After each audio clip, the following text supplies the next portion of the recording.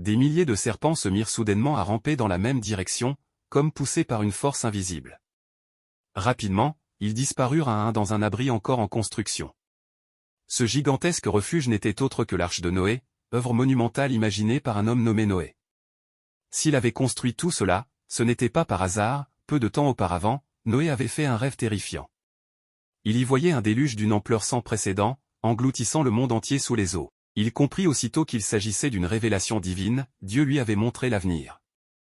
Dans l'espoir de survivre à ce cataclysme annoncé, il décida de partir avec sa famille à la recherche de son grand-père, un vieil homme vivant sur les terres des géants de pierre.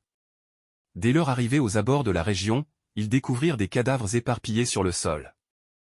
L'air portait encore l'écho d'un appel au secours d'une fillette. En fouillant les environs, ils retrouvèrent la petite, à peine en vie. Mais à peine l'avait-il secourue que surgit la bande de bandits qui avait massacré sa famille. Noé n'hésita pas une seconde, il ordonna à toute sa famille de fuir en direction du territoire des géants de pierre. Voyant cela, les bandits s'arrêtèrent net, ils n'osaient pas franchir cette frontière. Et en effet, peu après, les géants de pierre encerclèrent Noé et les siens. Ces créatures étaient autrefois des anges. Lorsqu'Adam et Ève, séduits par le serpent, mangèrent le fruit défendu, Dieu les chassa du jardin d'Éden. Pris de compassion pour eux, certains anges désobéirent à Dieu et descendirent sur terre pour leur venir en aide. Mais cet acte de bonté fut considéré comme une trahison divine. À leur arrivée, Dieu les transforma en monstres de pierre hideux. Malgré leur apparence, les géants aidèrent les humains.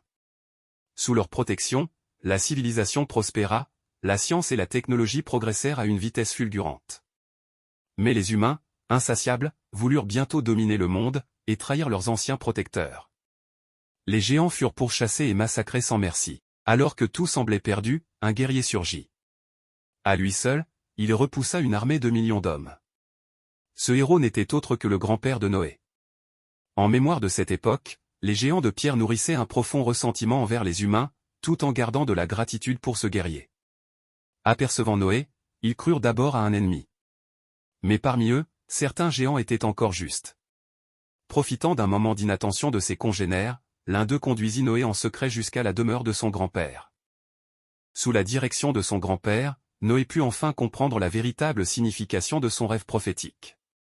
Il y vit une vision limpide, les êtres humains, corrompus et avides, sombrant dans les eaux d'un déluge purificateur, tandis que les animaux innocents s'élevaient ensemble vers les cieux, embarquant à bord d'une arche flottant sur une mer sans fin. À cet instant, Noé comprit tout. Ce cataclysme n'était pas un simple accident, mais la volonté de Dieu, un ultime jugement pour laver le monde de sa souillure. Et lui, Noé, avait été choisi par Dieu pour mener à bien cette mission sacrée. Après avoir écouté le récit de son petit-fils, le grand-père lui remit une graine mystérieuse, symbole d'un renouveau à venir. Dès son retour au campement, Noé planta la graine dans la terre sans perdre une seconde. C'est alors qu'un phénomène miraculeux se produisit. Mais l'harmonie fut de courte durée. Le géant de pierre qui avait aidé Noé à retrouver son grand-père fut découvert. Pour avoir trahi sa race, il fut déclaré traître et immédiatement arrêté. Alors qu'il allait être emmené pour être puni, Noé s'interposa et plaida sa cause auprès des autres géants. Cependant, son intervention ne fit qu'attiser la colère de certains d'entre eux.